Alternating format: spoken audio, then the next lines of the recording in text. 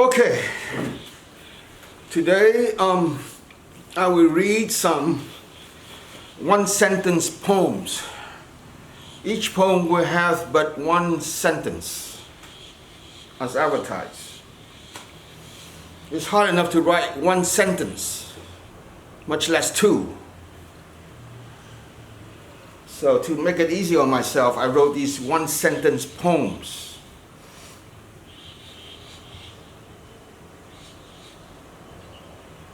It's almost 6 a.m.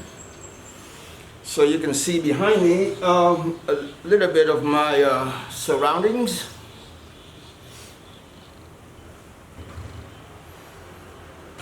My room was built in 1901, so it has a very high ceiling because there was no air conditioning then.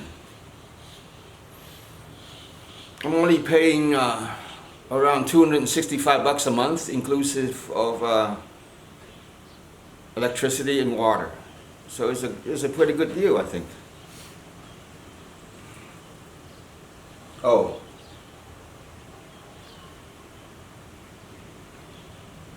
As a bonus, I'll give you this anecdote, more than one sentence anecdote.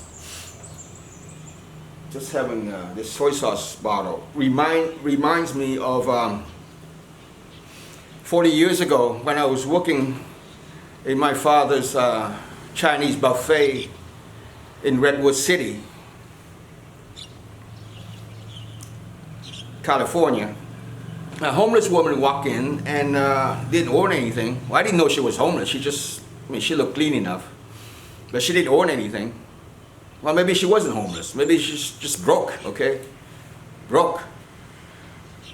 40 years ago, man. I'm trying to recollect the details. Anyway, she came in, ordered nothing, asked for some tea or something, so I gave her some tea.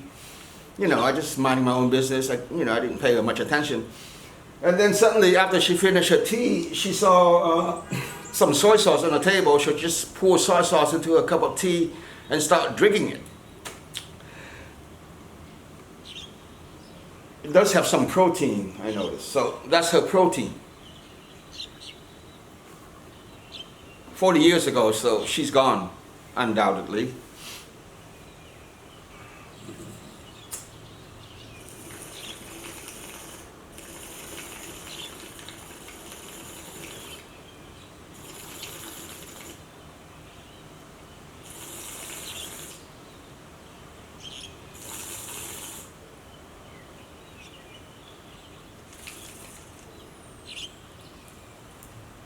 $5 of this stuff goes a long way. Okay, one-sentence poems. First one. I will just pause between each one-sentence poem so you know the next one is coming. I hesitate before the penetrating, seasoned, bright, slightly wicked face above a smooth white body, perhaps malnourished.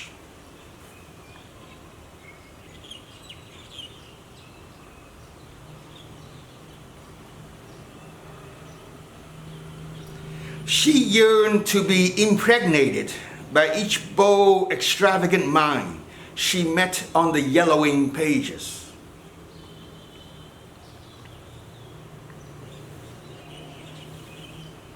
Each night without fail, it rang at exactly 2:13, but she never picked up the phone because that's the exact time he died.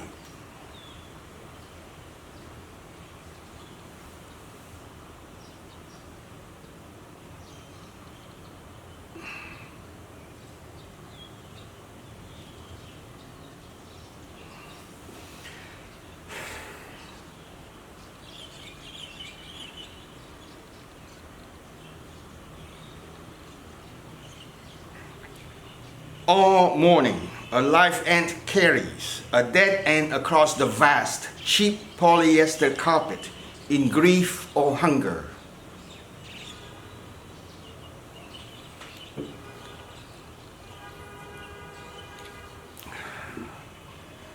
Before making love drunk, after the party, mother and son-in-law despise each other.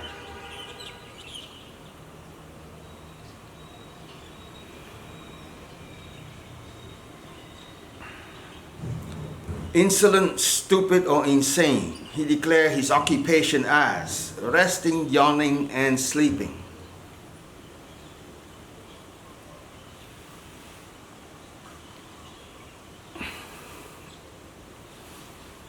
He wears outdated clothes, eats outdated food, lives in an outdated country.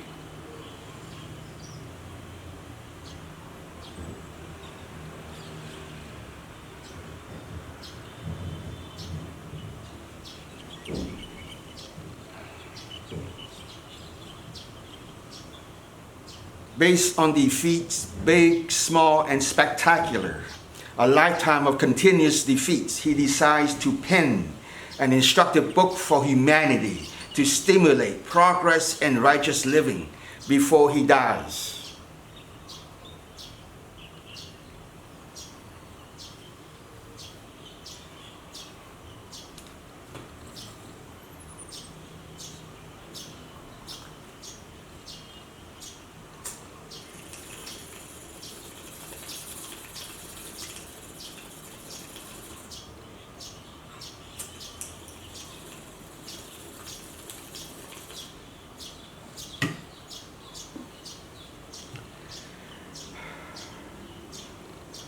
Deaf, blind, missing arms and legs, kicked in blood, he crawls onto the stage to receive his medal from a draft dodger.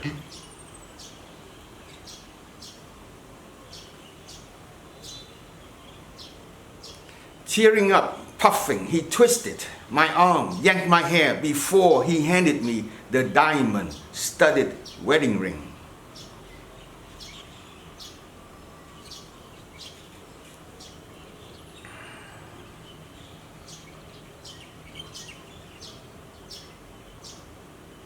Stop rushing me, boss.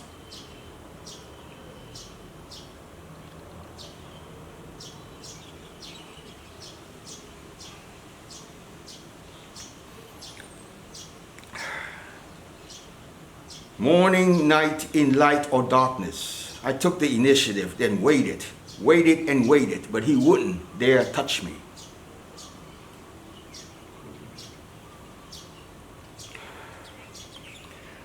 Though she's of a different race and half his age, he likes to bury his face in her tangy armpit and calls her mom.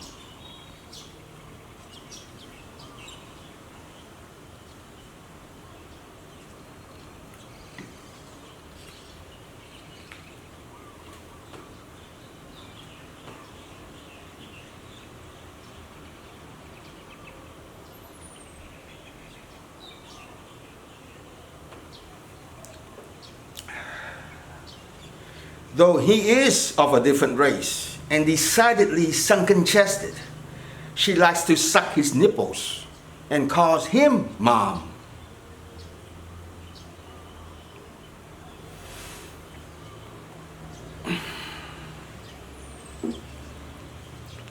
Infatuated with women's traces more than actual women, he's absorbed in collecting every fragment, memento, trinket, fossil, souvenir, scent, vapor, and drip of women.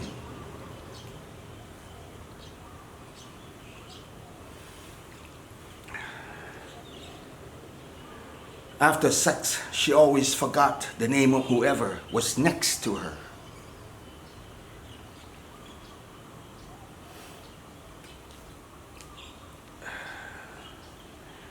The last day on earth, the sun doesn't set but rises, rises, and rises.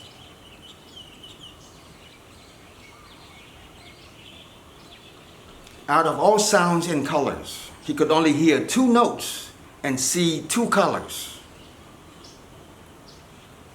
Reading this sentence, he forgets the previous because his mind can only contain one relatively short sentence.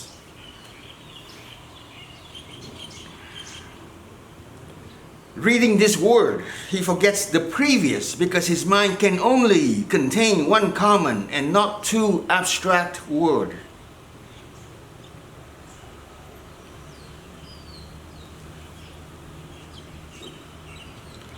A lifelong liar, he doubts everything, including dogs barking and birds chirping.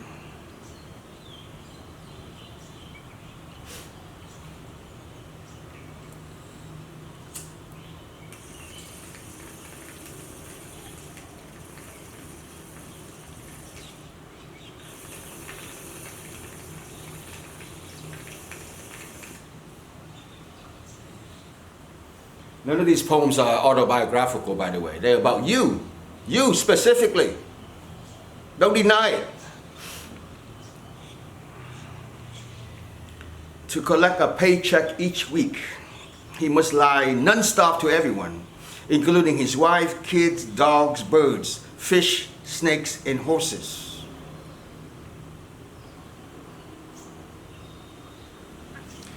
He would only eat each dish once, talk to each person once, sleep on each bed once.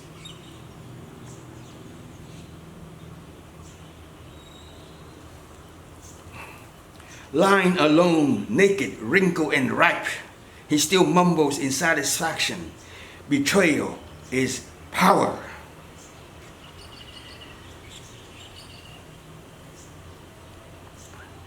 He's hypersensitive to every shift, twitch, twinge, belch, and hiccup of his soul, and oblivious to the conditions of every other living thing.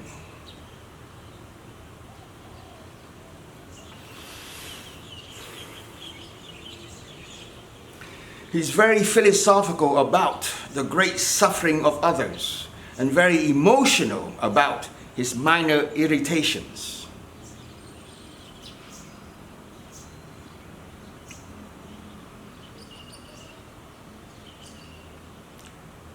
He always sees another's misfortune as a consolation, a spiritual boost, frankly, a personal stroke of good luck.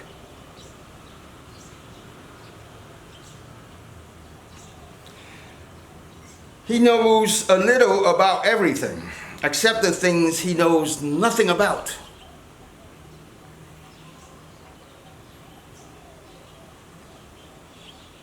Okay, that's it for today. Next time, maybe I'll read my one-sentence stories. They're even shorter.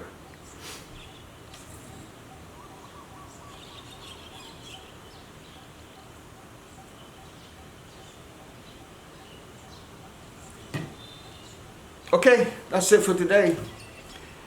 Thanks for hanging around, whoever is still there.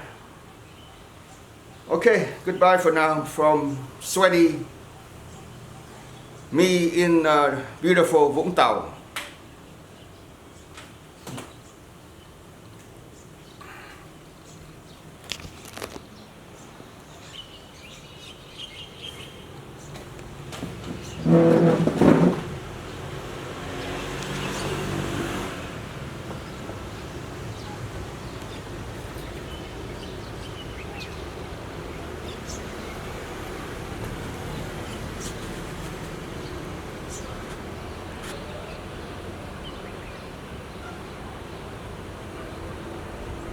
That's a nice touch, whoever put that rooster there, man. That's very cool. When I was in Cape Town, there was a crow on the balcony next to my room. It took me a while to figure out it wasn't a real crow. Before this, every day I would think, wow, that's a very attentive and philosophical and deep-thinking crow, because he was so still, thinking about something serious. This rooster too is very intellectual, I would say.